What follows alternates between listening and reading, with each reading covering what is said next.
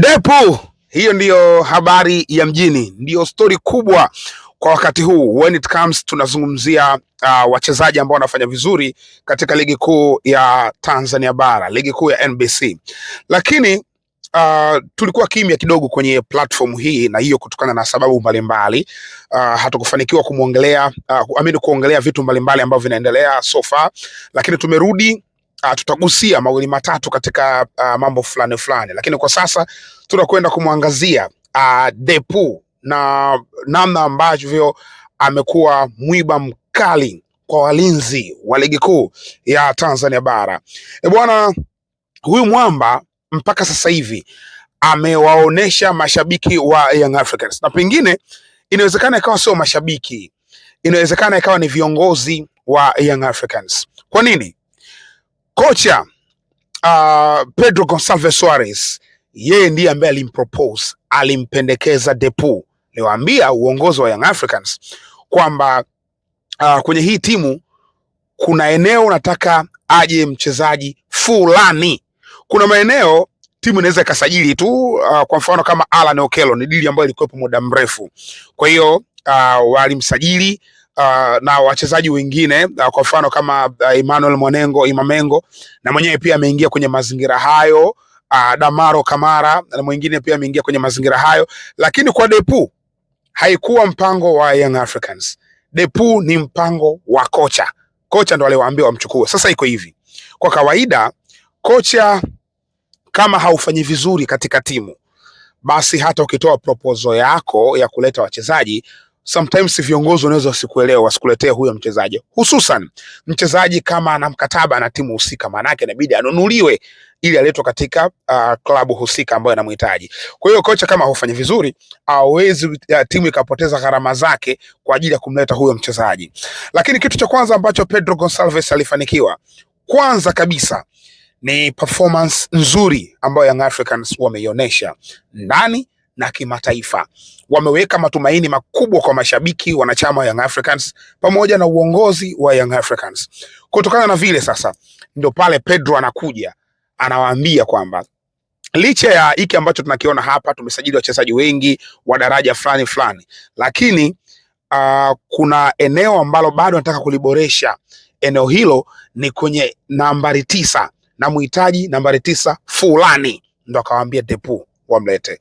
Of course, uongozi wa Young Africans haikuwa kazi nyepesi kumpata Depu, kwa sababu kwanza anacheza barani Ulaya ambako tunafahamu malipo yake ni makubwa, condition ni nzuri huko, lakini Young Africans wakataka kumtimizia kocha matakwa yake. Kwa nini? Kwa sababu waliona yupo katika right direction, anafanya vizuri, so wakaenda kumchukua Depu na kumleta kwenye kikosi. Sasa ile trust ambayo amejitengenezea kocha Pedro Gonçalves na maisha yake ndani ya Young Africans, walimwamini na wakamletea Depu. Depu baada ya kuingia Young Africans, mechi yake ya kwanza walete kati ya chuma moja, mechi yake ya pili kati ya chuma mbili. Maana yake nini? Kwa maana ya ninavyosema hizo, namaanisha mechi za ligi, sababu kimataifa alicheza kufunga. Mechi za ligi hizi za hapa nyumbani, performance bora ambayo ameionyesha, ndo nasema kwamba uongozi wa Young Africans wanaona kabisa kwamba yale matumaini ambayo tulikuwa tumeyaweka kwa kocha, kumwamini na kumletea mchezaji ambaye alikuwa amemtaka kwa fedha nyingi, ndio haya. Kuna nadharia moja inasema kwamba you can't invest a huge amount of money and fail. Ipo hiyo nadharia kwamba huwezi kuwekeza kiwango kikubwa cha fedha na ukafeli. Sasa of course ni nadharia ambayo sometimes unaweza kai challenge kwa mifano, lakini inamaanisha kwenye asilimia nyingi nadharia hiyo imekuwa ikitoa majibu mazuri, yani imekuwa ikifanikisha. Real Madrid walimsajili Cristiano Ronaldo kwa pesa nyingi sana na akaenda kufanya vizuri. Madrid pia walimsajili Gareth Bale akaenda kufanya vizuri. Madrid walisajili wachezaji wengi, James Rodriguez akaenda kufanya vizuri, na wengi.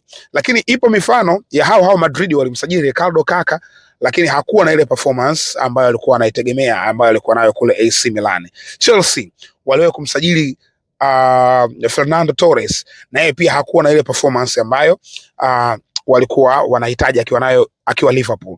Kwa hiyo kwa Young Africans, wao ni kama wana bahati, wamesajili striker ambaye ameingia kwenye kikosi na ameclick na anafunga. Huyu ndo Depu.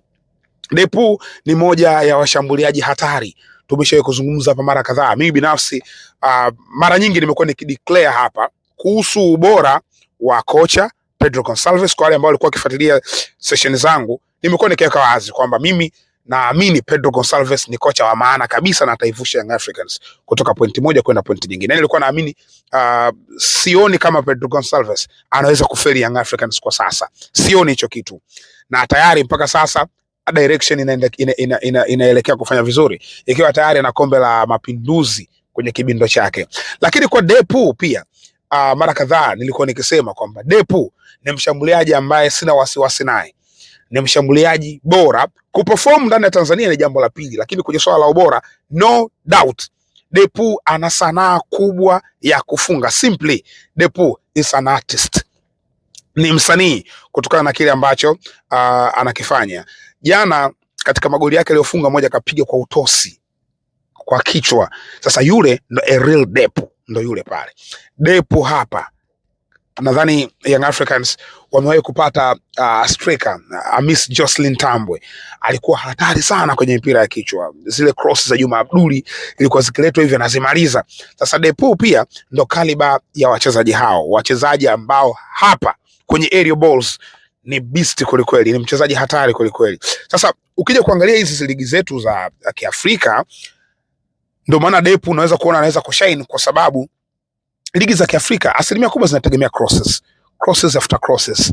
Kwa hiyo ni rahisi kwa mshambuliaji kufunga goli nyingi, na timu yoyote ile ambayo ina striker ambaye ni mzuri kwenye mipira ya kichwa, kwa mipira hii ya Kiafrika mzuri hapa, kwa asilimia kubwa ana uwezo wa kufunga sana magoli, kwa sababu timu zetu zinapiga sana mipira ya juu. Tena kama chama langu mimi TP Mazembe ase ni cross kila muda, cross. Kwa hiyo mistreke ile akina Jean Baleke, akina Jackson Muleka, Tresson Putu Mabi kwa wakati wake, Diumersi Mbokani kwa wakati wake, walikuwa wanacheza sana mipira ya kichwa. Jefta Kitambala Bola hapa walikuwa hatari. So wenyewe Mazembe amekuwa akichukua wachezaji ambao wanajua wana uwezo mkubwa kucheza mipira ya kichwa. Kwa hiyo wanajijulia kitu gani ambacho wanaweza kukifanya. So kwa upande wa Depu kuona na feli Ulaya, inawezekana usishangae sana, kwa sababu Europe crosses after crosses, no.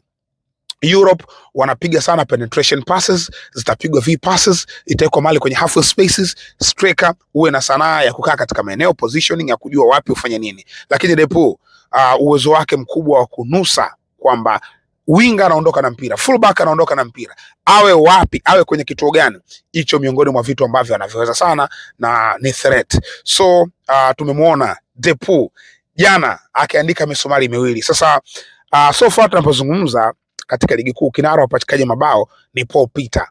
Yes, ana mabao 5 mpaka wakati huu tunapozungumza. Depu ana mabao 3 mpaka sasa. Unamuona Depu akiwa mfungaji bora? Niweke comment kwenye comment section. Unamuona Depu akiwa mfungaji bora wa ligi kuu ya NBC?